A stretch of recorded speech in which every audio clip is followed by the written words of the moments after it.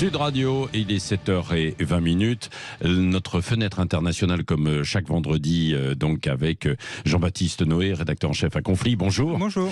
La Pologne cesse ses livraisons d'armes à l'Ukraine. On a appris ça hier.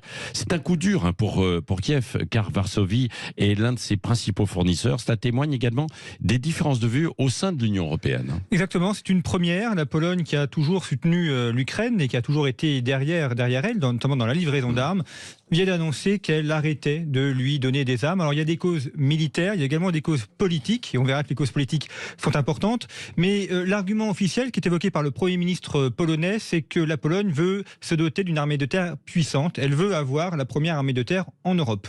Et donc elle a décidé de garder le matériel pour elle, en clair Varsovie avant Kiev. D'abord on livre l'armée polonaise et ensuite on livrera éventuellement l'armée ukrainienne. Ouais. Qu'est-ce qu'elle représentait, cette aide militaire de la Pologne à l'Ukraine ? Alors en chiffres, c'est assez peu, c'est 6 milliards d'euros environ, donc c'est très loin derrière les États-Unis, qui sont quand même le principal pourvoyeur à l'Ukraine.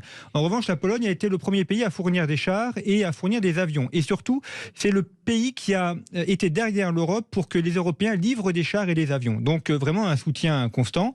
La Pologne, c'est également le pays où s'entraîne une grande partie de l'armée ukrainienne. Et c'est aussi le pays par lequel transitent les livraisons d'armes à l'Ukraine. Donc c'est peu en nombre, mais c'est essentiel dans le dispositif. Oui, c'est ça. Alors derrière ce choix de la Pologne, est-ce qu'il y a uniquement des raisons militaires ? Non, en réalité, les raisons sont d'abord politiques. Et en fait, elles concernent les céréales.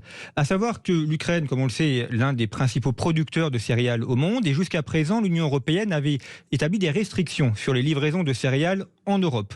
Or, l'Union européenne souhaite lever ces restrictions, ce qui inquiète beaucoup la Pologne, parce qu'elle craint une arrivée massive de céréales ukrainiennes en Pologne, et donc une distorsion de concurrence avec la destruction de la paysannerie polonaise. Donc la Pologne veut défendre ses paysans et veut défendre ses céréales à elle, et donc la Pologne a annoncé vouloir maintenir l'embargo sur les céréales ukrainiennes. Ce qui a suscité la fureur de Zelensky, le président ukrainien, qui, à la tribune de l'ONU, donc vraiment l'organe de porte-voix de la cause mondiale, Zelensky a accusé la Pologne d'être pro-russe et de soutenir la Russie contre l'Ukraine. Alors évidemment, ça passe très très mal chez les Polonais, comme on peut s'en douter, parce que les Polonais sont viscéralement anti-russes. Ils veulent d'ailleurs augmenter leur armée parce qu'ils sont persuadés qu'ils vont se faire attaquer après. Voilà, donc les accuser d'être pro-russes, et non, ça ne passe pas. Je vous cite la réaction du président polonais Andrzej Duda, qui, vous allez voir, il n'y a pas été de main morte. Il dit ceci: l'Ukraine se comporte comme un noyé qui s'accroche à tout ce qui lui tombe sous la main. Une personne qui se noie est extrêmement dangereuse. Elle est capable de vous entraîner dans les profondeurs et de noyer tout simplement le sauveteur. Donc comparer l'Ukraine à un noyer ou à une planche pourrie, c'est pas très sympathique.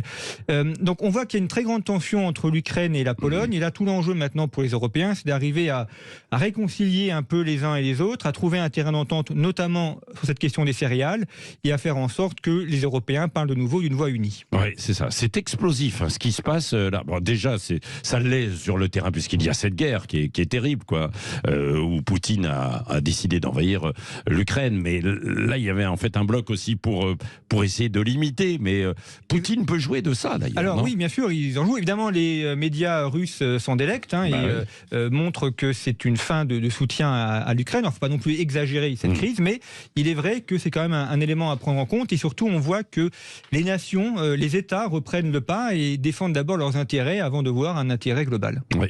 Merci, toujours très éclairant à travers le monde. Votre rendez-vous chaque vendredi avec vous, donc Jean-Baptiste Noé, rédacteur en chef de Conflit. Merci.